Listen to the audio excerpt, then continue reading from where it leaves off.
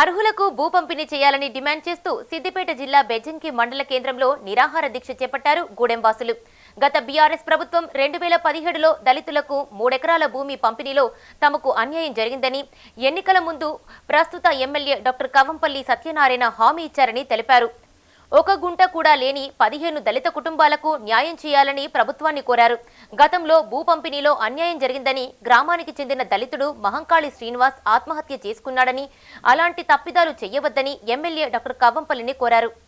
బెజ్జంకి మండల కేంద్రంలోని తహసీల్దార్ గారి ఆఫీసు ఆవరణంలో మరి గత 22 రోజులుగా గూడెం దళితులు నిరాహార దీక్ష చేస్తున్నాం. నా పేరు మహంకాళి బాబు, మాది గూడెం గ్రామం, బెజ్జంకి మండలం, సిద్దిపేట జిల్లా. సార్, మేము గత 22 రోజుల నుంచి ఇక్కడ నిరాహార దీక్ష కూర్చోవడానికి గల కారణం ఏంటంటే 2017లో మరి గత ప్రభుత్వం కేటాయించినటువంటి దళితులకు 3 ఎకరాల భూమి అని కేటాయించింది. అప్పుడు జరిగినటువంటి సమస్య అనేది మరి ప్రపంచం అంతా తెలిసిందే. మహంకాళి శ్రీనివాసు మా సహోదరుడు, మరి అలాగే ఇంకో వ్యక్తి కూడా, పరశురాములు అనే వ్యక్తి కూడా, వాళ్ళిద్దరు కూడా మరి సూసైడ్ ఐటంలో ఒకరు శ్రీనివాస్ అనేట ఆయన చనిపోవడం జరిగింది.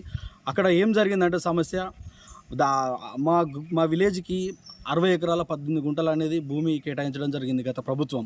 అప్పుడు అక్కడ అర్హులైన వారికి మరి భూములు ఇవ్వలేదని, గ్రామంలో గ్రామసభ పెట్టలేదని చెప్పేసి మహంకాళి శ్రీనివాస్ అనే వ్యక్తి, నేను అర్హునై ఉండి నాకు భూమి రాలేదని చెప్పి ఆయన మనస్తాపం చెంది మరి చనిపోవడం జరిగింది.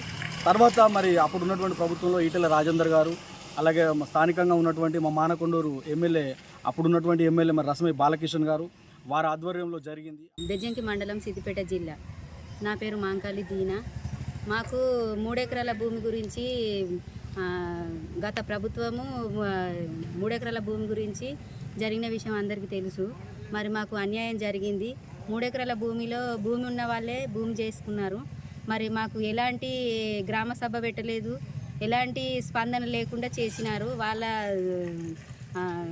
సర్పంచి చేసిండు దేవ శ్రీనివాస్ రెడ్డి.